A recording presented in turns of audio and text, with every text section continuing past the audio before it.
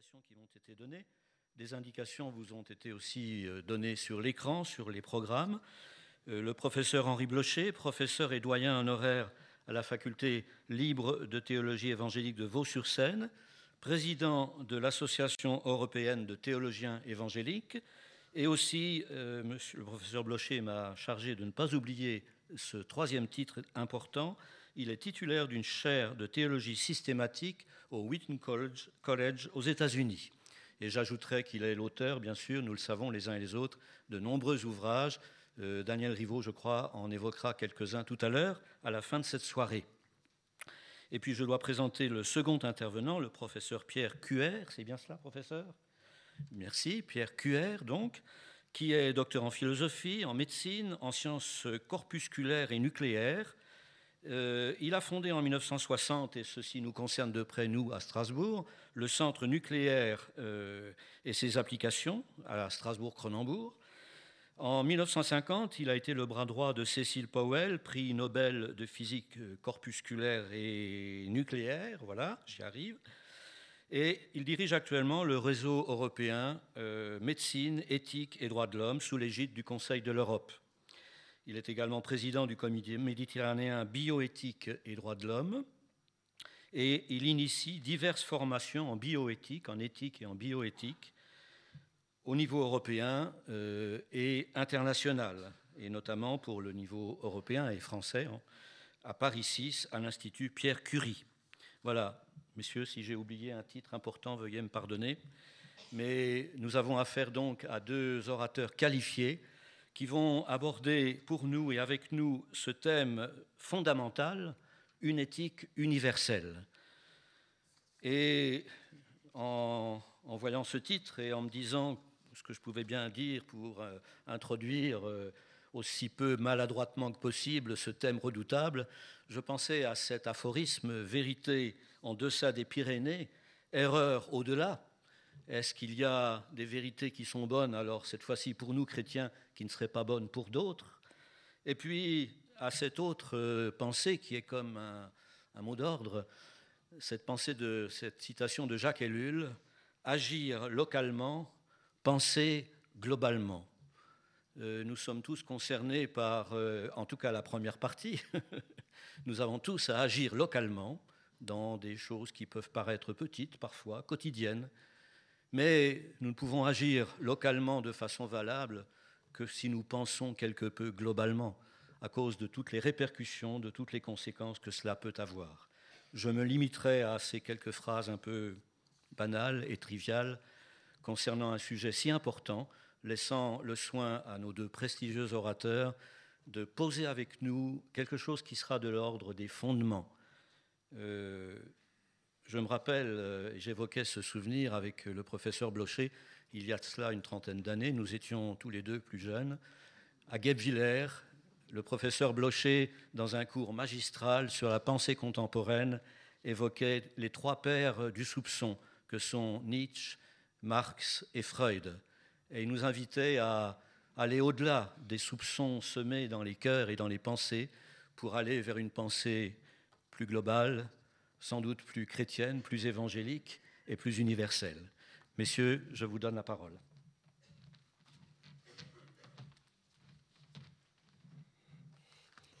Merci, Monsieur Harel. C'est une joie que d'être part de l'événement qu'est ce congrès d'éthique, de revoir aussi tant d'amis de longue date et j'espère de nouer de nouvelles amitiés parmi vous. Ceux qui ont l'habitude de m'entendre exposer les sujets qu'on me confie savent que j'aime prendre le la au diapason de l'Écriture sainte avant de commencer à parler. Et je vous invite donc à vous tourner vers quelques versets du livre des Actes, une partie du discours que l'apôtre Paul a prononcé à Athènes, convoqué par l'Aréopage, le grand conseil culturel et cultuel de la ville. Vous le savez, il a tiré parti d'une observation qu'il avait faite. Il avait remarqué un autel à un Dieu inconnu, et il a déclaré aux Athéniens que ce Dieu qu'ils avouaient ne pas connaître, mais auquel ils avaient eu le souci d'ériger un autel, c'était celui qu'ils leur annonçait, le vrai Dieu déjà révélé dans l'Ancien Testament. Et continuant donc son discours, au verset 26, il déclare, donc Actes chapitre 17, verset 26, « Il a fait habiter toutes les nations des hommes sur toute la face de la terre, issus d'un seul. Il a défini les temps assignés et les limites de leur habitation. Il a fait qu'ils cherchent Dieu pour qu'ils tâtonnent et peut-être le trouvent, bien qu'il ne soit pas loin de nous. En lui, en effet, nous vivons, nous nous mouvons, nous sommes. Comme certains de vos poètes l'ont dit, de lui, nous sommes la race. Étant donc la race de Dieu, nous ne devons pas estimer que le divin soit semblable à de l'or, à de l'argent, à de la pierre, sculpté par l'art et l'imagination de l'homme. Mais Dieu, fermant les yeux sur les tentes de l'ignorance, ordonne maintenant à tous les hommes, partout, de se repentir, selon qu'il a fixé un jour dans lequel il jugera le monde dans la justice, par l'homme qu'il a désigné, ce dont il a fourni à tous une preuve en le ressuscitant des morts. Jusqu'ici, notre lecture de l'Écriture sainte. Dieu ordonne à tous les hommes, partout. C'est d'une telle universalité et de son fondement éventuel que nous sommes invités à nous préoccuper ce soir. Le sujet est plus particulièrement concentré, non sur l'éthique en général, mais sur son caractère universel. Nous nous concentrons sur l'éthique, alors que le discours de l'apôtre Paul brassait des questions encore plus larges. Je rappelle ce que nous entendons sous ce terme. Il s'agit des préceptes, des prescriptions qui guident la conduite en liant la conscience, qui sont associés à un certain sens d'obligation. Et pour aiguiser encore la notion d'obligation en suivant les suggestions de la philosophie kantienne, une obligation inconditionnelle. Voilà ce qui est caractéristique de l'éthique. Qu'en dirons-nous qu'une prescription, un commandement, une règle sont universelles quand ils s'appliquent à toutes les situations qui sont prévues dans son énoncé. Si par exemple nous envisageons une société où aucune forme de propriété, ni collective ni individuelle, n'existe, il est évident que le « tu ne déroberas pas, tu ne voleras pas » ne s'appliquera pas à cette situation-là. Mais le « tu ne déroberas pas » n'en restera pas moins universel. Ce n'est pas faute d'universalité que la prescription ne s'appliquera pas, mais faute d'une situation à régir. Nous désignons donc l'universalité avec cette précision. Les situations qui sont visées lorsque l'on énonce le commandement, la directive, la norme. C'est une remarque de simple bon sens qui a l'air d'être une évidence. En fait, elle cache un problème redoutable. Quand les situations sont-elles réellement identiques? Y en a-t-il qui soient réellement identiques? Ou devons-nous affirmer que chaque situation finalement est unique à tous les moments pour chacun des humains? C'est la position que certains adoptent, et à partir du moment où vous acceptez une telle pulvérisation du réel, formée d'éléments qui sont en quelque sorte chacun refermés sur lui-même, alors le discours de l'universalité est très difficile à tenir. Seconde précision que je formule en introduction, l'universalité qui nous intéresse est moins celle du fait que celle du droit. Nous n'allons pas tellement nous demander si tous les hommes reconnaissent les normes d'une même éthique et les mettent en pratique, c'est encore un second point. Nous allons nous demander, le devrait-il ? C'est la question du droit plutôt que du fait qui nous importe en cette soirée. Ce n'est pas que la question du fait soit entièrement indifférente. S'il est démontré que toutes les générations des hommes, un peu partout, ont respecté les mêmes commandements, reconnu les mêmes valeurs impératives, on pourra présumer qu'ils avaient de bonnes raisons pour ça, et que ces raisons, donc, justifient aussi en droit les règles auxquelles ils se sont soumis. Mais ce n'est quand même pas tout à fait sûr. Dans le monde cassé, dans le monde faussé, dans le monde déchu qui est le nôtre, on peut imaginer que des aberrations s'étendent très très largement et que presque tous les humains aient ensemble faussé ce qui pouvait valoir de droit. Et nous devons, me semble-t-il, relever, contrairement à la méthodologie que l'on rencontre assez souvent, que la présence de formes éthiques très différentes de celles qui sont les plus communes dans la plupart des sociétés traditionnelles n'est pas une réfutation de l'universalité de l'éthique. Ce n'est pas parce qu'une tribu dans les îles Trobriand ou à Bornéo a formulé des règles qui sont très choquantes pour pratiquement tous les autres humains qu'alors nous avons la preuve qu'il n'y a pas d'universalité. Justement, à cause de la présence de ce que l'Écriture sainte appelle le péché dans le monde, il est possible que certaines aberrations aient pu se maintenir ici ou là sans fournir une preuve contraire à l'affirmation de l'universalité.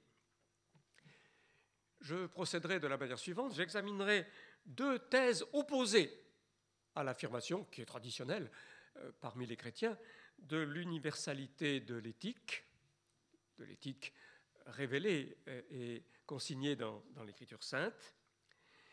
Une première objection qui est très commune et qui nous assiège de toutes parts, à laquelle en particulier nos médias font une très grande place. Et puis une autre qui certainement est beaucoup moins connue, qui est celle d'un théologien particulier, mais de première grandeur, et qui me semble utile pour nous stimuler à quelques réflexions. Et puis ayant évoqué ces deux thèses adverses, ayant dit pourquoi elles ne me convainquent pas, alors j'en viendrai à dégager brièvement les fondements de l'universalité de l'éthique. La contestation la plus stridente de l'idée d'une éthique universelle se déploie au nom du pluralisme. Du pluralisme, on pourrait dire aussi bien du singularisme, parce que ce pluralisme met l'accent sur la singularité de chaque élément individuel et refuse que cette singularité soit en quelque sorte noyée dans un tout où le pluriel cède le pas à l'unité. On parle aussi assez souvent de relativisme à ce propos, c'est peut-être plus un usage anglo-saxon du terme, mais il est bien acclimaté en français. Il n'y a aucune norme morale qui s'impose de façon absolue à tous les humains, donc pas d'universalité. Tout est relatif à telle situation, à telle culture en particulier. C'est au nom de la culture que ce pluralisme s'affirme souvent. Certains avancent aussi le terme de postmodernité. C'est un terme que je crois de moins en moins utile. Il suggère de manière très fausse que ces formes que j'évoque représentent un dépassement de la modernité. En réalité, elles en sont un avatar et ne sont pas si récentes que ça. On a évoqué tout à l'heure les maîtres du soupçon. Les postmodernes, comme parfois donc on les appelle, sont en fait des Nietzschéens, à l'évidence. Ils s'abreuvent aux sources nietzschéennes, et ça fait quand même pratiquement un siècle et demi. Et Jean-François Lyotard, le philosophe de la Sorbonne, qui a introduit le terme de postmodernité en philosophie, il existait auparavant déjà dans la critique de l'art ou en architecture, mais en philosophie, c'est lui principalement qui l'a introduit, déclare de façon tout à fait formelle que cette postmodernité, à certains égards, précède et accompagne tout au long la modernité, que c'est en fait l'autre de la modernité, toujours associé à cette modernité, comme l'envers est associé à l'endroit. Alors, le terme est, me semble-t-il, souvent trompeur, et je préfère l'éviter ou lancer c'est ma proposition substitutive, le terme de modernité post, pour bien marquer qu'il s'agit toujours de modernité, en fait. Nous rencontrons cette forme de scepticisme, de fragmentation au nom du pluralisme, très largement autour de nous, impliquant la négation de l'universalité de l'éthique. Qu'est-ce qui a poussé tant de nos contemporains sur cette pente? Il me semble que je peux détailler un certain nombre de facteurs sans prétendre être exhaustif. Il y a eu déjà au XVIIe siècle, en fait, il y a eu le choc de la découverte d'autres cultures. Il a provoqué ce que Paul Hazard a appelé la crise de la pensée européenne à ce moment-là. Comment peut-on être persan? Et c'est à ce propos que Pascal a prononcé les mots qui ont déjà été évoqués tout à l'heure. Notre président, bien sûr, m'a coupé l'herbe sous les pieds. La citation des pensées de Pascal, dont il a donné un fragment très, très connu, est significative. On ne voit rien de juste ou d'injuste qui ne change de qualité en changeant de climat. Plaisante justice qu'une rivière borne, vérité en deçà des Pyrénées, erreur au-delà. Pascal est le témoin de ce choc qui se produit dès son époque. Mais bien sûr, il s'est amplifié depuis. La découverte des autres s'est poursuivie à grande échelle et ce choc a pris la forme d'une réaction assez véhémente de notre temps, réaction bien pensante devenue le conformisme contre les ethnocentrismes et les impérialismes culturels qui avaient prédominé dans une époque précédente. La découverte des autres cultures a servi ainsi de facteur important. S'y est associé un certain progrès des sciences humaines. On s'est aperçu de plus en plus que les cultures font système, qu'on ne peut pas vraiment comprendre quelque chose qui est caractéristique d'une culture sans considérer tout son contexte, tout l'ensemble qui est lié.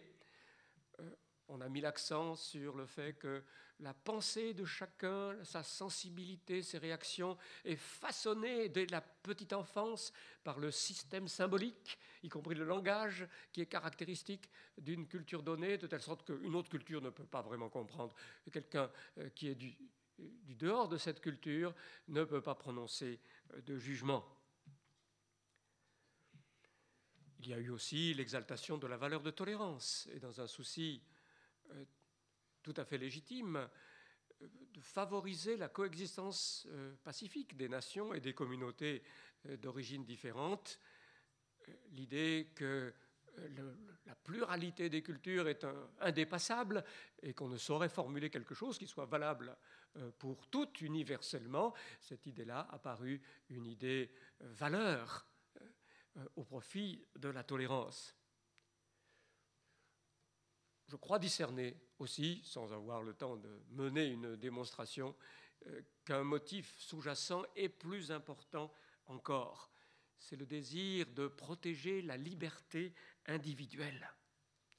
C'est là, me semble-t-il, la valeur la plus prisée de nos contemporains. Il n'y a qu'à voir ce que la pub peut en faire. Je suis libre, personne ne me dicte ma conduite. L'idée de normes universelles est reçue comme l'imposition d'un joug intolérable. Et c'est la revendication de liberté qui porte la contestation de l'universalité de l'éthique. On peut, me semble-t-il, efficacement critiquer ces facteurs. Si l'on considère d'abord les sciences humaines, après la domination de ce qu'on a appelé le culturalisme, cet accent sur chaque culture comme un tout qui est en quelque sorte fermé sur lui-même, on a assisté plus récemment à un renversement de tendance. Ce n'est plus la dernière option en anthropologie. Les spécialistes redécouvrent les universaux, les invariants qui valent pour l'humanité tout entière, en tout temps et en tout lieu. Un petit mécanisme psychologique a dû jouer. Quand on compare les choses, c'est ce qui diffère qui attire l'attention. Lorsque vous discutez avec quelqu'un, c'est le point sur lequel vous êtes en désaccord qui retient toute l'attention. Le reste, ça va de soi, en quelque sorte. On y fait plus attention. Et de même, dans la comparaison des cultures, on s'est laissé fasciner par les éléments de différence en négligeant toute la part qui est réellement commune. Mais si on y réfléchit, si on reprend en quelque sorte son sang-froid avec un minimum de distance critique, on se rend compte que cette part est considérable. Et j'ai une citation du philosophe Paul Ricoeur, qui vient de nous quitter. Dans son livre « L'homme faillible », il écrivait, dans le sens donc d'une reconnaissance de l'universalité, « Il n'est point de signe de l'homme radicalement incompréhensible, point de langue radicalement intraduisible, pas d'œuvre d'art à quoi mon goût ne puisse s'étendre. Mon humanité est cette accessibilité de principe à l'humain hors de moi. Elle fait de tout homme mon semblable. » C'est une perspective, je crois pouvoir l'affirmer, que redécouvre un certain nombre de scientifiques, de telle sorte que la caution scientifique de ce pluralisme désintégrateur se trouve maintenant très fortement affaiblie. On peut aussi réfléchir à ce que l'on met sous le mot de tolérance. La tolérance, valeur qu'à coup sûr nous pouvons tenter de servir et exalter dans le dessein de préserver la paix entre les humains. Mais ce qu'on appelle tolérance, parfois ne serait-ce pas beaucoup plus proche d'une complaisance conformiste, un peu lâche, et qui cache d'ailleurs une intolérance féroce si quelqu'un se met à la contester. La vraie tolérance ne serait-elle pas plutôt le respect des autres dans la recherche commune du vrai ? Je respecte vraiment l'autre si je le considère comme apte à chercher avec moi ce qui sera vrai pour lui et pour moi. Quant à la défense de la liberté, il suffit de lire Les professeurs de désespoir. Je ne sais pas si vous avez lu le livre sous ce titre, pour se rendre compte à quel point cette liberté qui s'idolâtre se détruit elle-même et, pire que la destruction, s'avilit, atteint des horreurs d'abjection. Le fruit de cette idolâtrie de la liberté me semble manifeste autour de nous. Notre monde pluraliste devrait bien plutôt s'étonner, s'émerveiller du degré d'accord de tous les humains à travers les temps et les lieux. En fait, les plus grosses différences entre les principales éthiques que l'on peut rencontrer concernent le traitement des étrangers, ceux auxquels la qualité d'homme n'a pas toujours été reconnue il y a bien des tribus où le terme, paraît-il, j'ai lu ça, hein, je n'ai pas d'expérience de première main, mais où le terme pour désigner les membres de la tribu, c'est simplement les hommes. Les autres, au-delà, ces barbares, ne sont pas vraiment reconnus comme humains. Alors, à partir de ce déficit, il y a des diversités importantes quant aux jugements portés et aux règles adoptées pour le traitement de ces autres. Mais en ce qui concerne la conduite à l'intérieur de la communauté, la part de similitude est énorme. Et on peut en donner d'ailleurs une explication assez terre-à-terre. Elle correspond à la source du bas de la morale selon Bergson. Vous savez qu'il a écrit un livre sur les deux sources de la morale et de la religion. La pression et les mécanismes mêmes de la vie en société. Je pense qu'on pourrait dire, même de façon quasiment darwinienne, que les sociétés qui n'ont pas respecté ces impératifs moraux, reconnus un peu partout, elles ont simplement disparu. Elles n'étaient pas aptes à survivre. Elles se sont fait tellement de mal qu'elles n'ont pas pu persister dans l'histoire.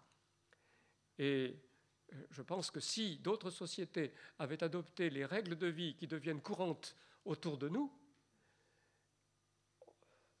elles n'auraient guère eu de descendance dans la suite de l'histoire. Cette morale commune a répondu aux nécessités vitales. Ce sont les impératifs de survie qui, en quelque sorte, ont dicté certaines valeurs de loyauté, d'honnêteté, de courage, d'abnégation parmi les humains, sans quoi les groupes correspondants n'ont pas tardé à disparaître. Ce facteur n'est pas un facteur moral. Je pense qu'il faut que nous reconnaissions que le rôle de la nature, avec ses fonctionnements pour pousser à l'admission de certaines règles portant sur les mœurs, certaines façons de vivre, que ce rôle de la nature ne nous fournit pas une véritable norme qui lie la conscience. Parce qu'après tout, pourquoi est-ce que je ne choisirais pas de me détruire plutôt que de continuer à vivre? Et pour le groupe aussi bien. Pourquoi devrais-je travailler à la survie du groupe dont je fais partie? S'il n'y a que cette nécessité naturelle, on ne peut pas faire sortir un véritable devoir de ces mécanismes. Mais si ces lois de la nature, même distordues par le péché, sont à mettre au compte d'un créateur en qui le droit demeure, qui est le bien en personne, qui a toute l'autorité pour requérir notre obéissance, alors une autorité morale vient s'ajouter à ces données de la nature qui montrent ce qui est favorable à la vie et à la survie. Les pressions, en quelque sorte, de la nature deviennent un témoignage indirect et certainement déformé, mais un témoignage à la volonté du Créateur qui, elle, est capable de nous obliger. Et de cette façon, une loi naturelle devient envisageable. L'expression de loi naturelle vient du stoïcisme, mais elle a été adoptée par la tradition chrétienne très largement.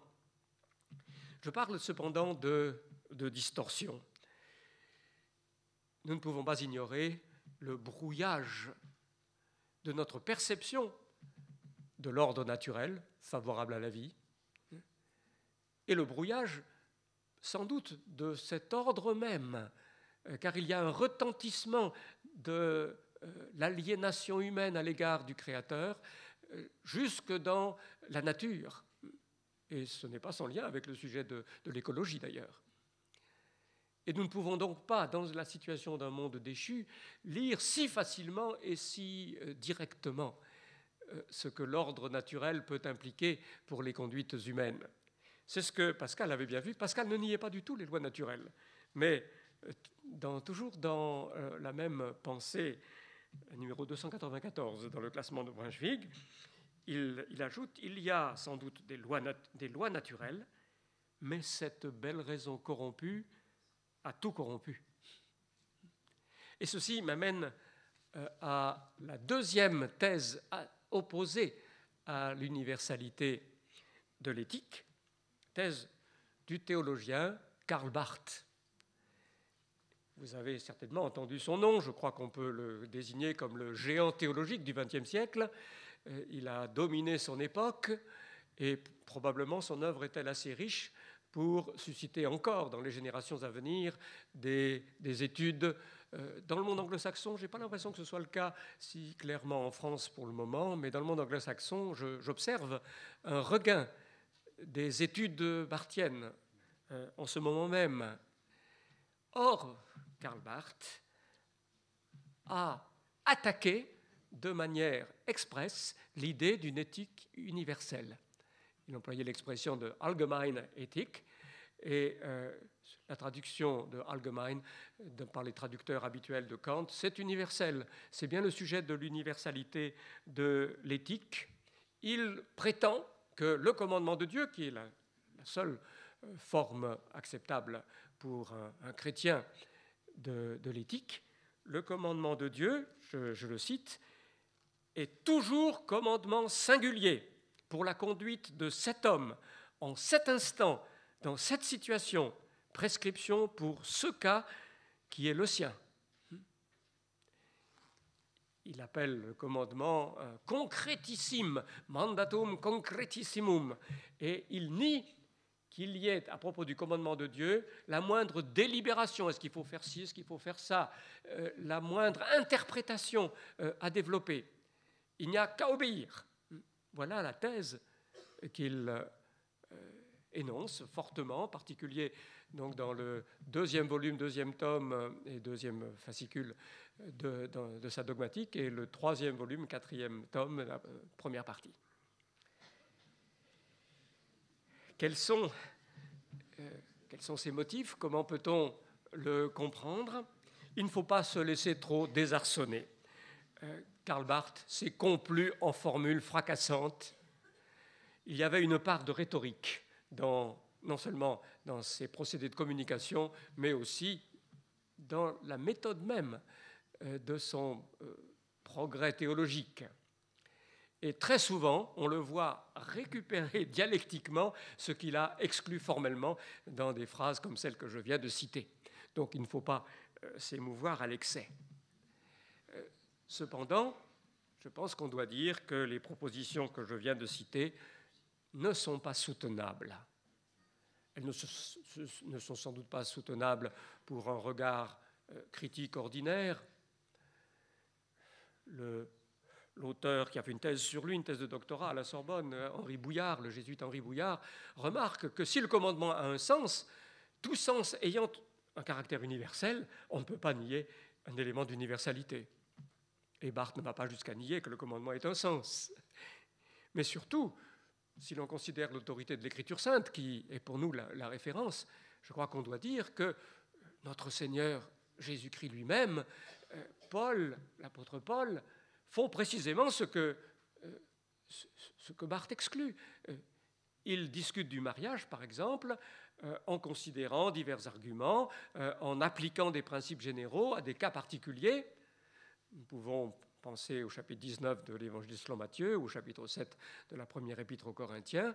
Donc, ils font ce que Barth, là, veut exclure.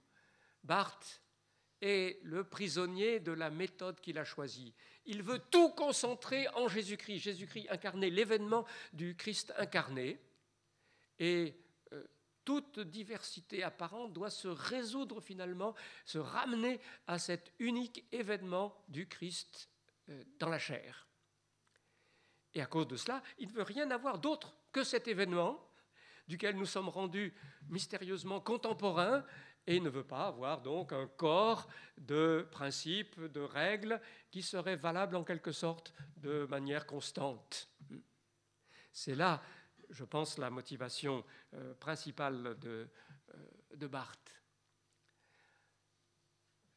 Si on ne se laisse pas trop affecté par les formules insoutenables, je crois qu'il faut reconnaître une intention précieuse et qui peut nous être utile chez Barthes. Barthes a fait un travail très très utile en dénonçant les éthiques naturalistes et même eudémonistes, c'est-à-dire qui basent toute leur éthique sur le vœu de bonheur qui est censé se trouver chez tous les humains.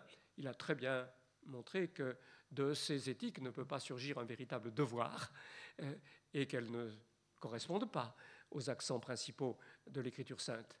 Mais il a aussi dénoncé, je pense à juste titre, et nous avons à en tenir compte, les éthiques universelles qui proposent des formes vides, des impératifs tellement abstraits qu'il n'y a rien de concret. La forme principale, c'est celle de la philosophie de Kant, précisément, qui se vantait de d'énoncer des normes qui avaient un caractère purement formel. Les maximes sont purement formelles, d'après lui, on peut en discuter. C'est contre une telle universalité abstraite qu'en a principalement Karl Barth, et il dit, avec une telle universalité, c'est l'homme qui commande. Il ne dépend plus de Dieu. Il a pris la connaissance du bien et du mal entre ses mains, et c'est lui qui décide, qui formule les principes, qui applique comme il veut, puisque ces normes sont purement formelles. Et je pense que nous pouvons apprécier le combat que Barthes a mené selon cette ligne-là. Nous pouvons aussi reconnaître ce qu'il fait apparaître. La délibération, l'interprétation, c'est bien souvent le prétexte de l'évasion. Nous disons, c'est pas si clair, c'est pas si simple, et nous passons beaucoup de temps à peser le pour, le contre, à trouver des interprétations tortueuses, mais en fait, c'est parce que nous n'avons pas envie d'obéir. En effet, le commandement était assez net, mais nous avons cherché beaucoup de détours. Et c'est cela que Barthes met en lumière en nous avertissant d'une manière utile. Et il fait bien de souligner le rapport à l'événement du salut. Pour préserver ce que Barthes nous recommande de précieux, sans tomber dans le travers qu'on ne peut pas ne pas discerner chez lui, je crois qu'il faut dire, oui, tout se rapporte au Christ, mais au Christ selon les deux rôles qu'il exerce selon l'Écriture. Le Christ, médiateur de la création, par lui tout a été créé. Le Christ, dans sa divinité éternelle, mais non pas encore humain. Et le Christ, incarné, le Verbe fait chair, venu pour notre rédemption. Cette dualité ne peut pas se comprimer comme il la comprime selon l'Écriture. Et à partir de cette dualité, alors s'étend un espace qui est celui de l'universalité, qui est celui de la révélation par tous les prophètes. Toute la parole des prophètes regarde à Jésus-Christ, dépend de lui, mais on demeure distincte. On ne peut pas tout écraser à cause de cette expansion qui va de la création première, dont le Christ, mais comme Fils éternel, est l'agent, et la rédemption, dont il est l'auteur comme le Fils incarné. Il y a l'espace qui correspond à une valorisation de l'être humain dans sa responsabilité devant Dieu, au vis-à-vis du Créateur et de la créature, et à la formulation de règles que Dieu révèle pour la conduite de ses humains. Avec ces remarques, nous aboutissons à ce que je suggère maintenant, pour finir, des fondements de l'universalité de l'éthique. Je vais être assez schématique, je n'ai pas regardé l'heure exactement, j'espère que j'ai encore le temps de le faire. Pour qu'il y ait universalité, il faut qu'il y ait univers. Premier point. Ça ne va pas tellement de soi. William James voulait, lui, un multivers. Il était un pionnier, il était assez proche de Nietzsche à certains égards. Il voulait précisément un pluralisme.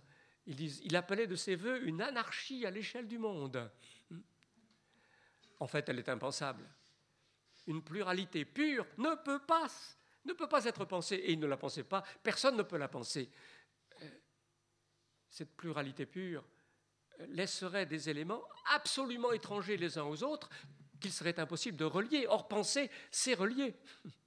Ce serait absolument impensable.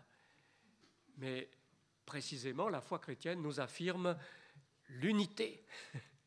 L'unité du principe. Pour qu'il y ait un univers, il faut qu'il y ait un principe unique duquel tout procède, que tout soit de lui. C'est à ce prix-là qu'il peut y avoir univers. Et dans la mesure où dans l'univers, nous reconnaissons aussi, parce que ce n'est pas l'unité pure qui est elle aussi impensable, une diversité, il faut que dans ce principe unique, la pluralité aussi de quelque façon ait sa place. Autrement, d'où viendrait la pluralité ?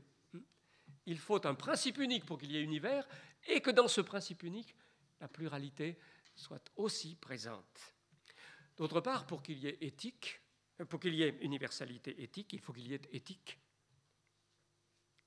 Il faut qu'il y ait distinction du bien et du mal, jugement possible quant au bien ou au mal, exercice d'une responsabilité à cet égard, autrement il n'y a pas d'éthique. Cela veut dire qu'il faut une distance, qu'il faut qu'il y ait une instance critique au-dessus du monde, au-dessus du simple ensemble des faits, pour représenter ce bien à partir duquel le jugement s'exercera et la décision se prendra. Et dans la mesure où le jugement, la décision sont des prérogatives de la personne, je pense qu'il faut dire qu'il y ait une instance de caractère personnel. Cela veut dire que le principe unique de l'univers, renfermant en lui la pluralité, doit être aussi distinct de l'univers, doit se trouver en quelque sorte au-dessus de lui et avec un caractère personnel.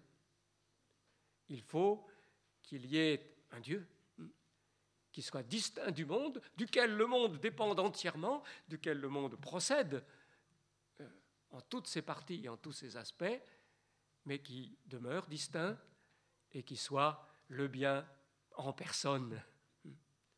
Voilà, me semble-t-il, ce qui est requis analytiquement pour qu'il y ait universalité éthique.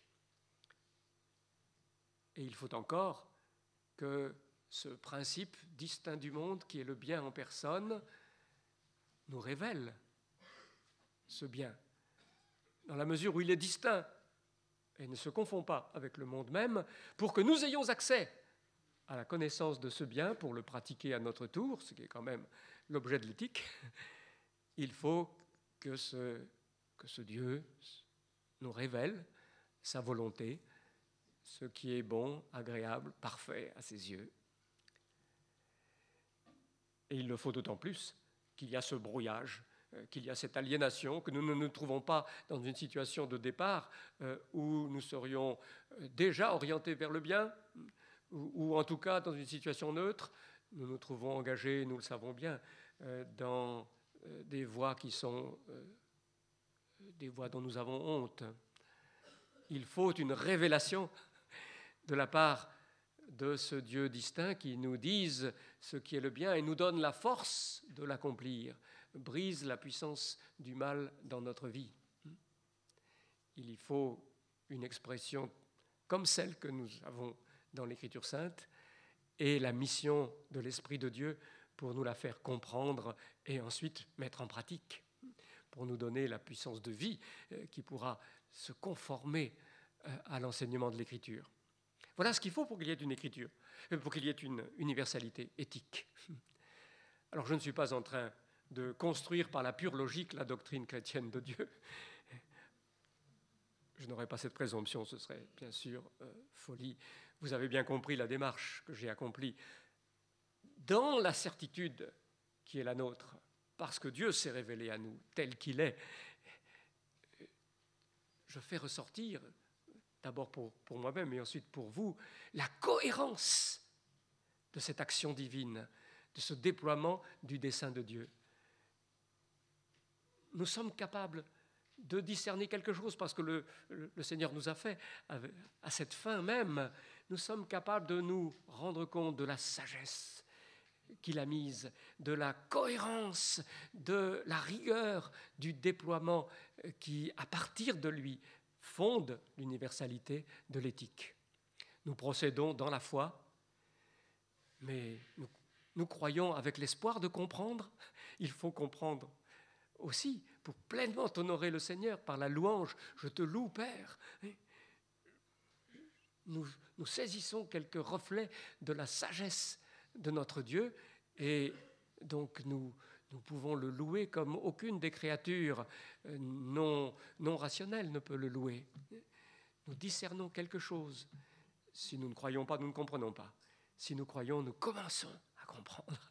Et il nous est possible de louer le Seigneur d'une façon qui est unique et qu'il aime, qu'il apprécie, qu'il veut recevoir de ses enfants.